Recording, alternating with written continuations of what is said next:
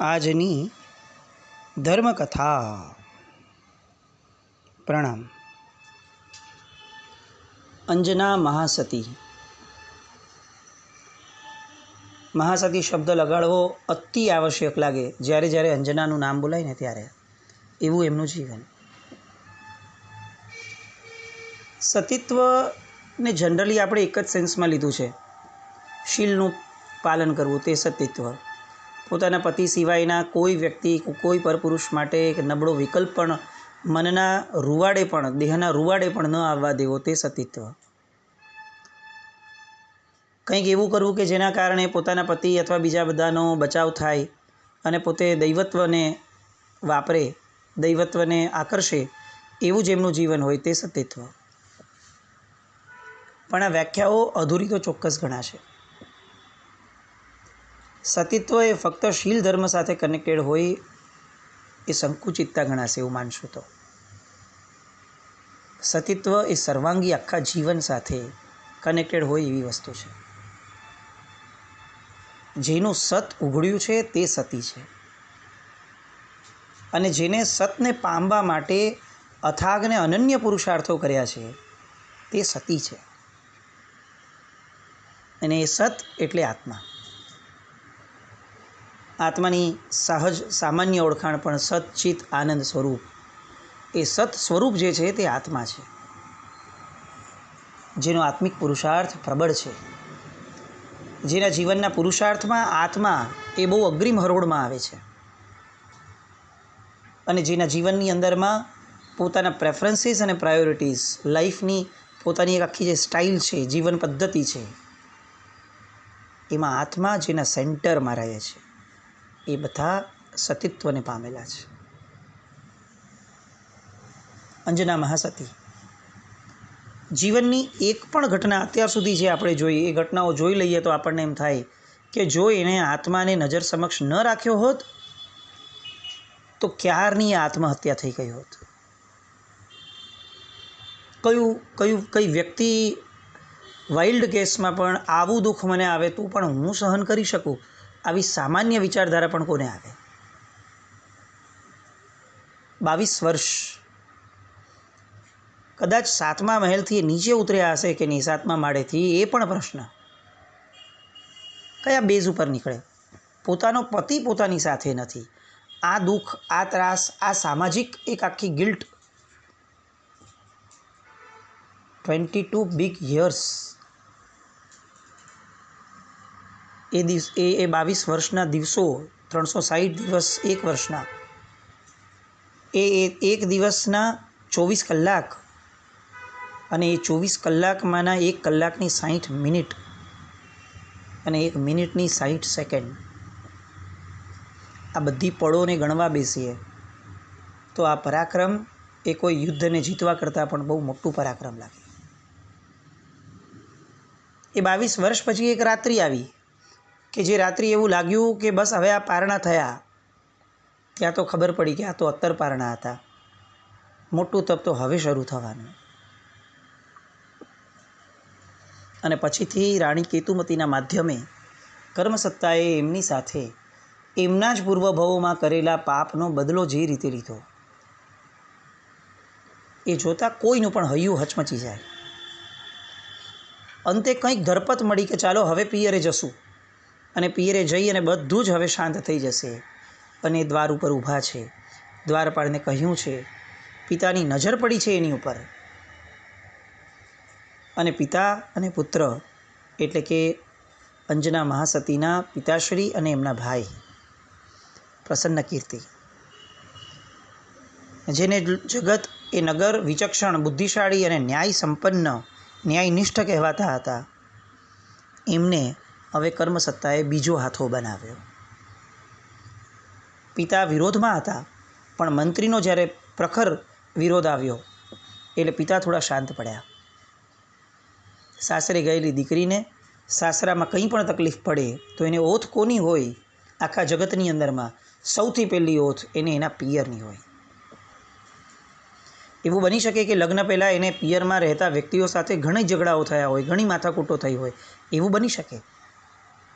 પણ પિયરમાંથી બહાર નીકળ્યા પછીથી એને એમ જ લાગે કે મારું ખરું આશ્રય સ્થાન, મારી ખરી કિંમત, મારી ખરી સંભાળ જે પિયરમાં થઈ હતી એ અજોડ હતી. એની કિંમત સંભળાય ને એટલે વાર તહેવારે આપણને દરેક સ્ત્રીના મુખેથી પોતાના દીકરા દીકરીઓ આગળ એક વાક્ય બહુ જ કોમનલી સાંભળવા મળે: અમે અમારી ઉંમરમાં અમારા મા બાપને બહુ હેરાન કર્યા હતા, કદાચ એના કારણે જ તમે આજે અમારી હારે આવું કરો છો, પણ તમે સંભાળજો. કોમનલી આ વાક્ય લગભગ બધાના મુખમાંથી સાંભળવા મળે, કારણ કે પિયરની કિંમત સાસરે ગયા પછી ખબર પડે છે. અને એ પોતાના પિયરે અંજના આવ્યા અને પ્રસન્ન કીર્તિનો પ્રખર વિરોધ શરૂ થયો. મંત્રી અને પ્રસન્ન કીર્તિ યુવરાજ એ બંને વચ્ચે જાણે એક વાદ સર્જાયો હોય એવી રીતે વાતચીતો થઈ. જ્યારે પ્રસન્ન કીર્તિએ કહ્યું કે આ પાપીણીને લેશ માત્ર પણ શરણ આપવા જેવું નથી, ત્યારે મહારાજ પોતે ચૂપ રહ્યા છે, કારણ કે એ પણ એ જ માન્યતાવાળા હતા.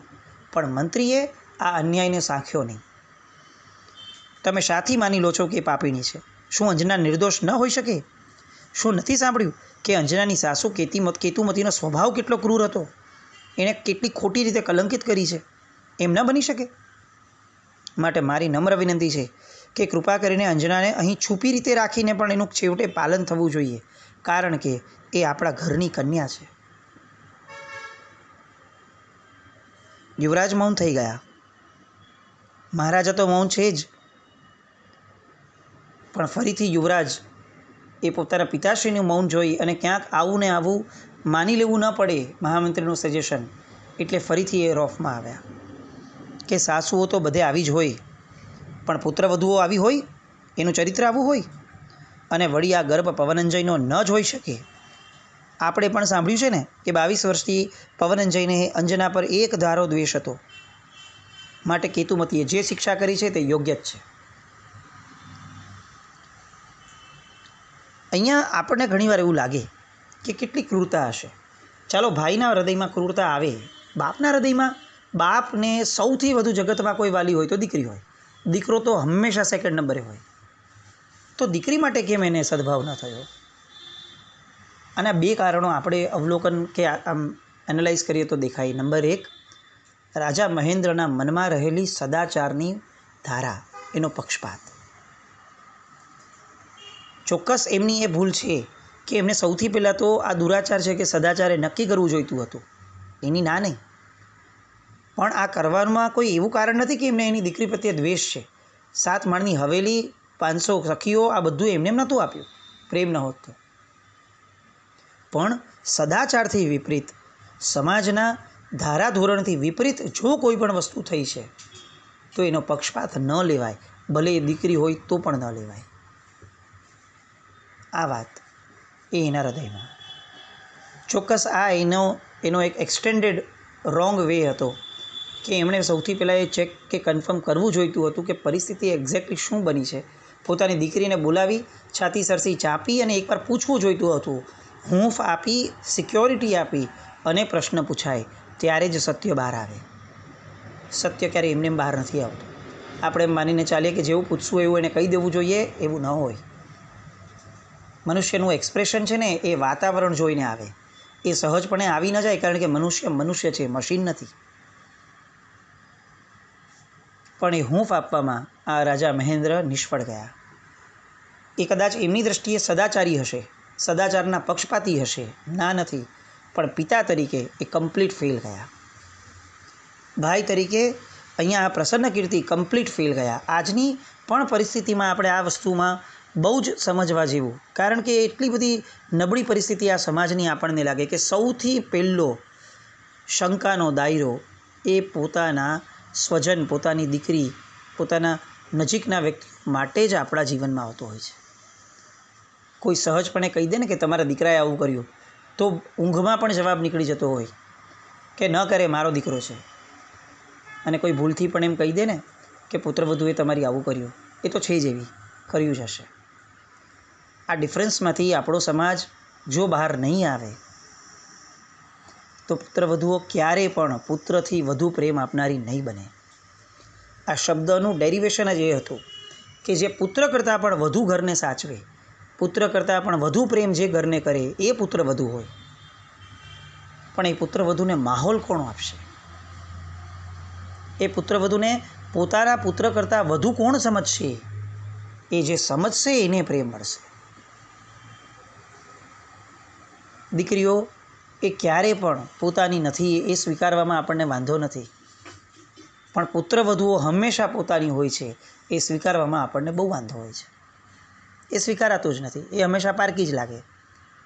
અને એટલે એના કારણે પુત્રવધુને પણ ક્યારે પણ પિયર પોતાનું લાગે, પણ સાસરું જિંદગી આખી ત્યાં જીવવાની છે, કદાચ એની સ્મશાન યાત્રા પણ ત્યાંથી જ નીકળવાની છે, અને તેમ છતાં પણ એને પૂછો કે તારું આશ્રય સ્થાન કયું, તો એ પોતાના પિયરને ગણશે. અને આમાં કચાશ સમાજની છે, સમાજની વિચારધારાની પણ એટલી જ છે. અહીંયા બંને વચ્ચેની આ ગજગ્રહની સ્થિતિ. હવે રાજા મહેન્દ્ર જ્યાં વોટ આપે ને ત્યાં બાજી પૂરી થાય એમ હતી. અને રાજા મહેન્દ્રએ બહુ જ પોતાના અંદરના સદાચારના પ્રેમને ઉજાગર કરી અને કહી દીધું કે મારે અંજનાનું મુખ પણ જોવું નથી. એ પાપ મૂકીને હમણાં ને હમણાં અહીંયાથી કાઢી મૂકો અને સેનાપતિને અહીંયા બોલાવો. મંત્રીએ ઘણું સમજાવ્યું કે અંજનાના લોહીમાં સંસ્કારો રેડાયેલા છે. રાજા, વર્ષો સુધી એણે આપણા ઘરમાં રહીને શીલના સદાચારની ઉચ્ચ કેળવણી લીધી છે. વર્ષો સુધી આપણી આંખ સામે આપણે એને જોઈ છે. એક નાનકડો પણ ડાઘ એના ચરિત્રમાં જોવા મળ્યો નથી. અંજના પવિત્ર છે, અંજના સુશીલ છે. પણ આ બધી વાતોની કોઈ અસર જ નથી, કારણ કે અંજનાનું કર્મ અત્યારે મધ્યાહનના સૂર્યની જેમ તપતું હતું. સેનાપતિને બોલાવ્યો. સેનાપતિની આવતા જ તરત જ મહામંત્રી ફરી ફેર વિચાર કરવા કહે છે, અને ત્યારે હવે પ્રસન્ન કીર્તિ એ એમને ચૂપ કરાવી દે છે કે તમે હવે શાંતિ રાખો, હવે રાજા રાજાનું કામ કરશે. દ્વારપાળનું હૃદય ધબકી ઉઠ્યું હતું. એ સમજતા હતા, અંદરનું બધું સંભળાતું હતું. સેનાપતિએ દ્વારપાળને કહ્યું, અને દ્વારપાળે બહાર આવી અને બહાર ઊભેલી અંજનાને કહ્યું, જે પૂર્ણપણે આ બધાથી અજાણ છે કે અંદર શું ચાલી રહ્યું છે. પણ જેવું એનું મુખ જોયું દ્વારપાળનું, અને મૌન રહ્યા. વસંતાએ પૂછ્યું, કેમ મહારાજાએ શું કહ્યું? મહારાજાએ આવા એકાદ બે શબ્દો વચ્ચે જેની જીભ લથડિયા ખાતી હતી એવા દ્વારપાળને જોઈ અને અંજના તરત જ એને કહે છે કે મહારાજાએ એમ કહ્યું છે કે અમારે ચાલ્યા જવું, એમ ને? અને દ્વારપાળ રડતી આંખે કહે છે કે હા. કેવી પરિસ્થિતિ છે! સગ્ગો બાપ અંદર બેઠો છે, એના હૃદયમાં ભયંકર ક્રોધ છે, અને જેણે ફક્ત નાનપણમાં ચાકરી કરી છે એવો દ્વારપાળ, એનું હૃદય ધબકતું દેખાય છે. ભૂખી અને તરસી અંજનાને કાઢી મૂકવાનું પાપ કરવામાં એનું અંગ અંગ જાણે ધ્રુજી રહ્યું હોય એવું દેખાય છે. ફક્ત રાજાની આજ્ઞા છે એટલે માનવું પડશે, એ વાત પ્રમાણે એનું જીવન જે ચાલે છે, વ્યવહાર ચાલે છે. એનું શરણ કોણ? એ એકલું અટુલી ક્યાં જશે દુઃખી બનીને? એવું જેની આંખમાં ચિંતા દેખાય છે એવો આ દ્વારપાળ. કર્મ કેવું છે ખાલી કલ્પના કરીએ ને તો પણ આપણે ધ્રુજી ઉઠીએ.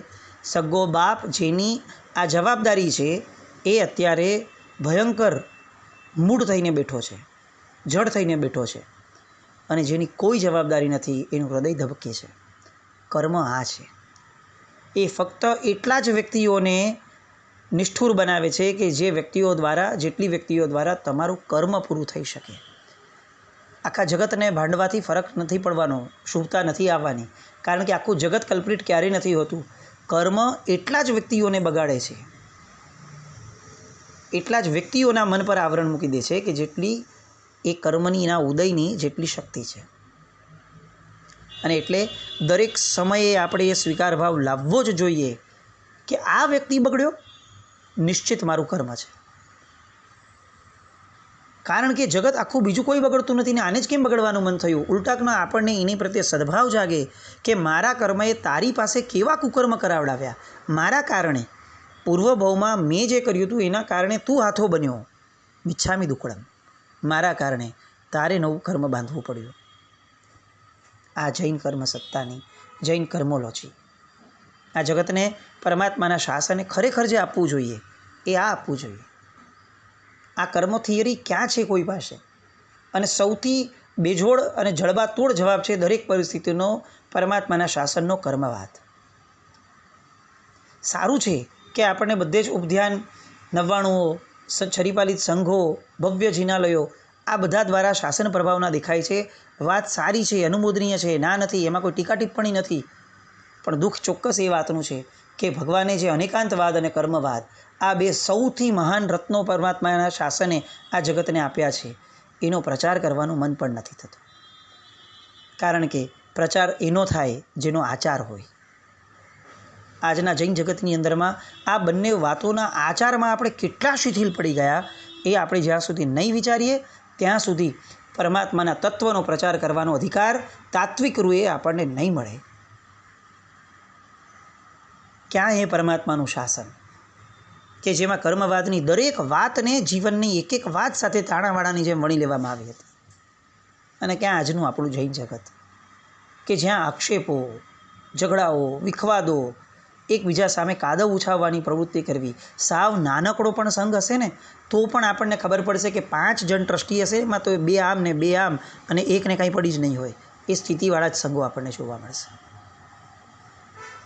આપણે ત્યાં અધિકારી બનવાના પદે જેટલા આવ્યા છીએ એ બધા લોકોની નબળાઈ, ભલે એ સમયનો જ પ્રભાવ છે, પણ એ નબળાઈના કારણે પરમાત્માનું શાસન ડે બાય ડે અતિશય નબળું પડી રહ્યું છે. અહીંયા નબળી પડી અંજનાની ભાવના.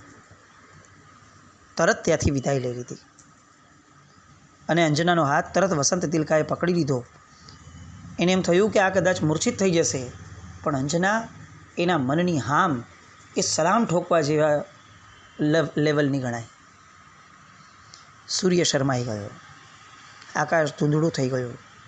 કેવો કંભાગી એ દિવસ હશે કે જે દિવસે એ નગરજન, એ દ્વારપાળ એ લોહીના આંસુએ રડ્યો હશે. પોતાની રાજકુંવરીને આ પરિસ્થિતિમાં ખુલ્લા પગમાંથી લોહી નીકળતું હોય, ફાટેલા કપડાં, નિરાધાર, અનાથ કહી શકાય એવી સ્થિતિ, લથડાતા પગ, આ બધું જોઈ અને પેલો દ્વારપાળ પણ અતિશય દુઃખી થયો. મહેન્દ્રપુરીના રાજમાર્ગો વટાવ્યા, જંગલની વાટ પકડી. હજી એને ખાધું નથી, પીધું નથી અને એનું હૃદય હવે ભરાવાનું શરૂ થાય છે. આંખમાંથી આંસુના પૂર વહે છે. તે મોટા સ્વરે રડી પડી અને એક શિલા પર બેસી ગઈ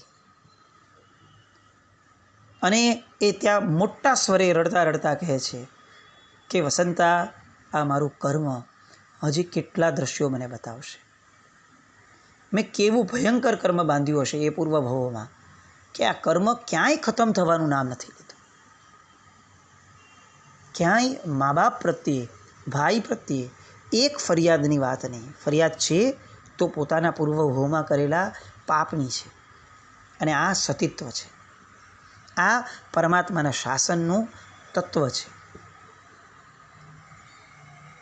અરણ્યના પશુઓ જાણે ઊભા રહી ગયા હોય એવી સ્થિતિ. આકાશમાં પંખીઓ ઊભા આ કરુણ આક્રંદને સાંભળી રહ્યા હોય એવી રીતે શ્રોતા બનીને રહી રહ્યા હતા. વસંતા પણ રડવા લાગી. હવે તો એની પાસે પણ આશ્વાસન ખૂટી ગયું. કેટલો સ્ટોક રાખે? પેલા 22 વર્ષ અને પછી હવે આ 8 મહિનાઓ. છતાં પણ એને વિચાર આવ્યો કે ચાલને આપણે આગળ જઈએ અને કોઈ ધર્મશાળામાં રોકાઈ જઈએ. અને આગળ વધ્યા. ઉગાડા પગમાં અણીદાર કંટકો ખૂંપાવા લાગ્યા. એ અંજનાના કોમળ ચરણ લોહીની ધારાઓમાં વહાવા લાગ્યા. એક પગલાં એ હતા કે જે એણે કંકુ પગલાં પાડ્યા હશે સાસરે જવા સમયે, અને એક આ લોહીના પગલાં છે જેના કર્મના કારણે અત્યારે એ ભોગવી રહી છે.